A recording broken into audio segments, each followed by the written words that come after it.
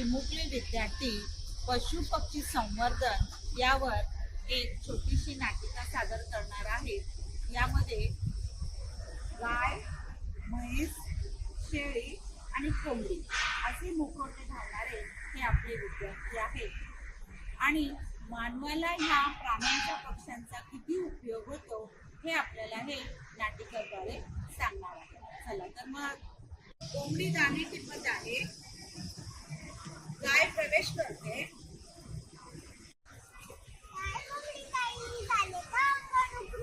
अगं बाई, तू इथल्या लवकर कशी आलीस? आणि त्या बुराकी कुठे गेल्या? अगं आज गंमतच झाली, आपले मालक मालकीण सकाळी शेजारच्या गावी गेले आहेत ना, ते काही संध्याकाळपर्यंत येणार नाही। मग आम्ही बुराक्याला म्हटलं, अरे आज तुम्ही आराम कर। मग काय, तो लगेच पळाला आणि आम्ही आलो घरी। हो का? पण मालक मालकीण कशासाठी गेले आहेत माहित आहे का तुला? आम्ही दिलेली खूपशी अंडी बाजारात विकून थैलीभर पैसे आणणार आहेत ते। एवढी ऐका दाखवू नको बरं, आम्ही खूप उपयोगीत आहोत। आमचं दूध विकून खूप पैसे मिळतात, शिवाय दही, लोणी, तूप, खवा, पनीर यांच्यापासूनही भरपूर उत्पन्न मिळतं। म्हैस प्रवेश करते, अहो तांबूताई, उगीच गळ्या मारू नका बरं। तुमच्यापेक्षा आमचं दुधाचं प्रमाण जास्त आहे, ते लवकर नासत नाही।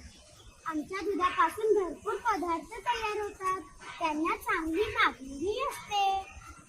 शेळ्या उड्या मारत येते, आल्या का पटकन शेळीताई? काय हो, कुठे गेला होता पुन्हा राहायला? कोंबडी ताई, आम्ही काही तुमच्यासारखं अंगण उकरत नाही। आमचा चारा आम्ही शोधून खातो, त्याच्यासाठी पैसे खर्च करावे लागत नाही, पण आमचा उपयोग मात्र खूप होतो। दूध, मांस, मेंढ्या इतकंच नाही तर सर्वच अवयव उपयोगी आहेत, ते खूप उत्पन्न मिळवून देतात। पण शेतीसाठी बैल आणि दुधासाठी कालवडी ते आम्हीच देतो ना। हे बघा, तुम्ही कितीही गडबड करा, आमच्या दुधाची बरोबर कोणी करू शकणार नाही। अगं बाई, ही कोंबडी कुठे गेली? आता उकरीला उकरत असेल। कोंबडी येते, इतकेच होते मी। हो, आकाशात घार उडताना दिसली। मी माझे पिल्ले पळवते म्हणून त्यांना कुऱ्हाडीत जायला सांगून आले, पण तुमचं बोलणं ऐकलं बरं मी।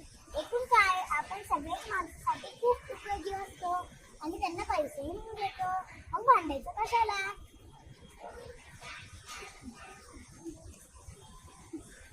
खरं आहे हो, ही कोंबडी दिसते चिमुरडी, पण बोलते मात्र चोरू चोरू। आता संध्याकाळ झाली बरं का, मालक मालकीण येण्याची वेळ झाली। चला पाहू, गोठ्यात आपापल्या। सर्वजण आपापल्या गोठ्यामध्ये निघून जातात आणि अशा प्रकारे ह्या विद्यार्थिनीने छानपैकी असं नाटक इथे सादर केलेलं आहे।